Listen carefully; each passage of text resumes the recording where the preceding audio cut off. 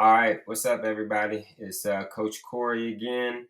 Thank you for sticking with us. Welcome back to the Big Chair Chess Club channel, where we just teaching you the breakdown of the beginner stages of chess, right? And then just correlating that back to real life. I like to mix it up a little bit and give y'all that correlation, at least why I play the game of chess and some of the things that I see in the game of chess that might be relatable to you, because ultimately, who wants to do something that they don't really understand why you're doing it? So I think that's a very important piece that I like to try to just throw in there. So if y'all do have any questions, opinions, thoughts, just please just drop them in the comments, drop them in the chat. This is an open discussion. I don't even really like thinking of this as like a lesson and I'm teaching y'all. I love to be engaged with the people that we interacting with. So with that being said, definitely drop your comments, follow our page, and let's get to it, right? So if y'all didn't go check out the first video, go check it out. Y'all didn't miss too much, but we just talked about some of the dynamics of the chessboard. We talked about the horizontal ranks right here. We talked about the vertical files right here, and then we talked about the diagonals that's also on the chessboard. And we also identified this as a right angle, which, if you math and you done geometry or whatever, 90-degree angle. Bang, we know this. So that's one of those strong correlations that the chess has with real life. But aside from that, what I didn't show y'all the first time is that each square on the chessboard actually has a first and a last name. So we have alphabets and we have numbers on the chessboard because we have to write or record our games down in chess tournaments so we can make sure that we go over our games at a later time and be able to just identify some of the mistakes that we've made, or maybe that we won the game but we could have played a position better, right? Because it's all about improving ourselves, right? Self-improvement, right? So with that, we talked about how to set up a chessboard.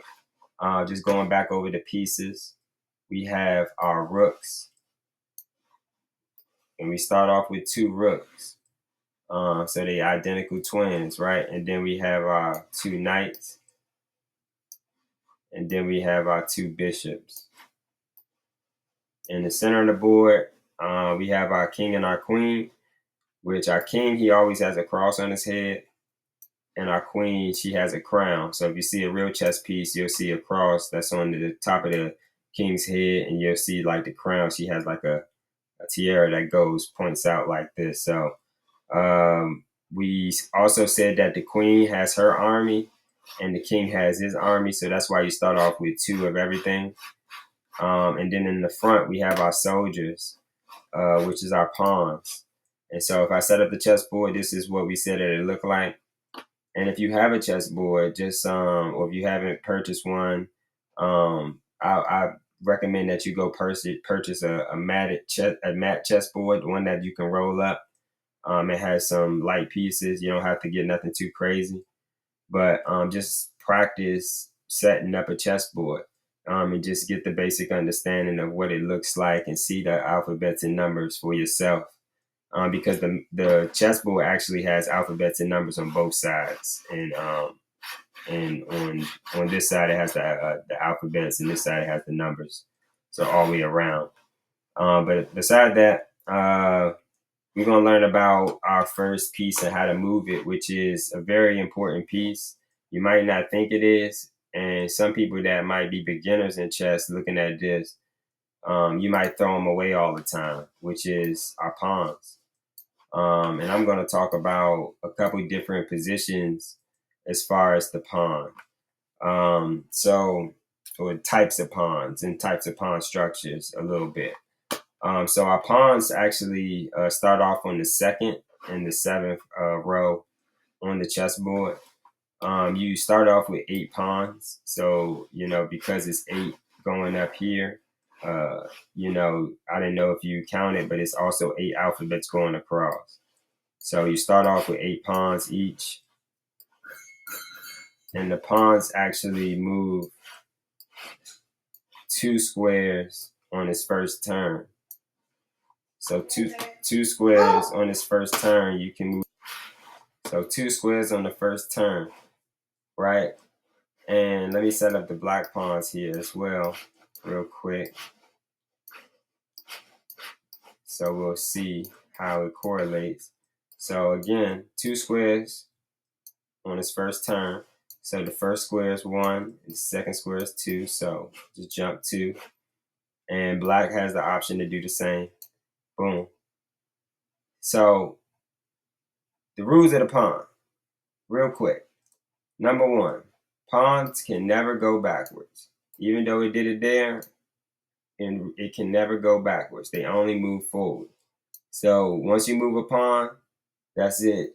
You know, you got to live with that decision moving forward. It's no looking back, right? So that's one of the important pieces about the pawn is that, you know, some of the decisions that, you know, you might make in life, you can't take back.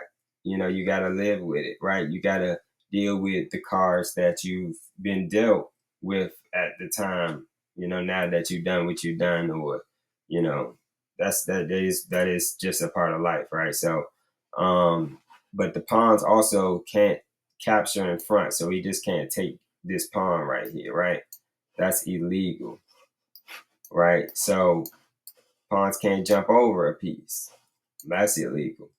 Pawns can't go around the piece unless it's another piece beside it, right? So if it's another piece that's on the same color diagonal from the pawn can go around this pawn here, right? And he can continue on to a new path down the board. But if a pawn is not, and I repeat, if a pawn is not on the side, let me click here. If a pawn is not on the side, it's nothing that these pawns can do. Same here. These are called block pawns. So block pawns is literally what they are. They're blocked.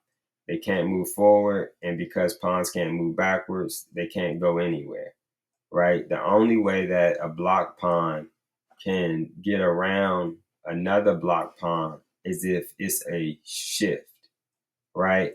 And if you think about that, right, sometimes you have, I heard, you know, writers saying they got writer's block, right? But the only thing that you can overcome with writer's block is if you have a shift of thought, right? Something that makes you respark your creativity, right? That's the same thing with the pawn, though. So we said that the pawn can move 2 spaces forward on its first turn, right? But if they run into each other, they're blocked. And the only way that the pawns can get unblocked is if it's a shift, right? And this shift comes if another person moves in the same territory 1 square away from the pawn. The shift can occur. You can capture the pawn, right? So that's just one type of pawn, is a block pawn. We said that the pawn can't move backwards. It can only go forward. A shift must occur if it's a block pawn.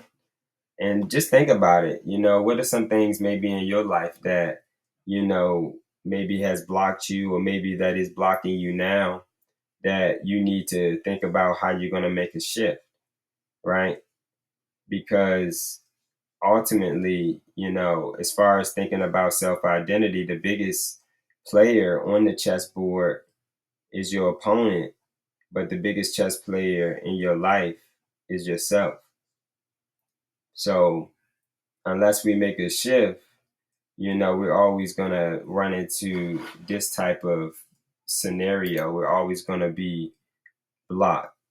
So look, go to the next video. We're going to talk about a different type of pawn, but we talked about how the pawn moves.